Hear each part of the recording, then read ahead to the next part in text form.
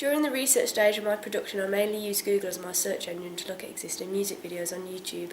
This helped me with my music videos. It began to inspire me with what I would like to create. Google Images also supported my research with ideas for album covers and digipacks.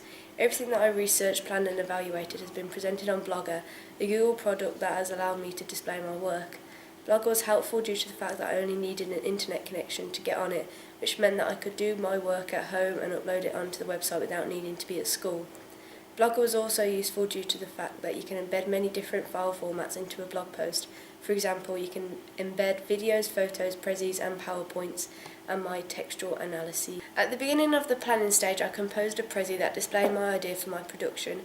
I use prezzy because it's an interactive way to explain my ideas. I also use YouTube to look at existing videos and analyse the codes and conventions of music videos.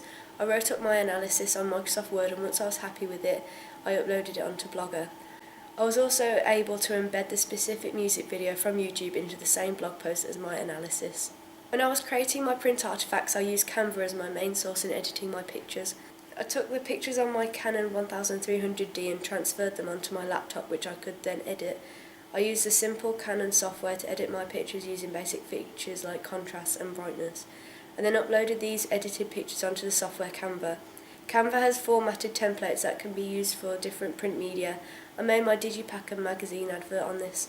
I constructed my album cover by adding layers of my main characters in slightly different positions. I began my editing process on the computers using Adobe Premiere Pro CS5. I had experience of this software before due to the editing of my previous AS project.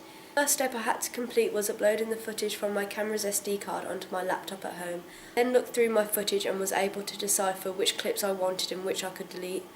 I then added all the clips that I wanted in my video onto a USB stick and took this into school to upload onto my documents and begin editing the clips. I converted the M83 song Teen Angst into an MP3 file. I then had to shorten the song because it was too long for my music video idea, so I imported it into a software called Cubase and was able to cut some of the song out that I didn't need. I then used the dissolve effect to make it seem like the end of the song. I added this exported song onto my timeline and began editing my clips accordingly to the beat of the song and chronologically. I used many tools in my editing process, for example the razor tool and keyframing. I used effects such as contrast, brightness and colour correction. The music would be taking place during most of my video besides the very beginning, which features a train, so I had to unlink the clips that I didn't want the audio in and then proceeded to delete the audio. To add some more advanced editing, I used Adobe After Effects. I downloaded a free 7-day trial to my laptop at home and used this to edit some of my footage on. I noticed that during my lyrical clips there is a little bit of dead space around my actors, so I decided to add some paint tools onto the clips to fill them up. Lyrics to my songs are short lines with powerful words at the end of the sentences, so I decided to use a stop-motion style paint and write the words at the end of the lines. To do this, I had to create a composition and import the specific clip into After Effects. I then had to create a layer with the footage and open the brush and paint windows to allow me to choose what style of brushing, the colour of the paint. After this, I had to go through each individual frame and paint my strokes to create letters. It was quicker than I thought it would be due to the shortcuts I found on the keyboard. Control and the right arrow allowed me to navigate through each frame quickly, and Ctrl Z allowed me to undo any mistakes I made.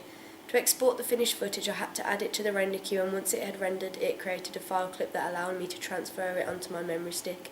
Then I brought it to school to import it into my music video in Premiere.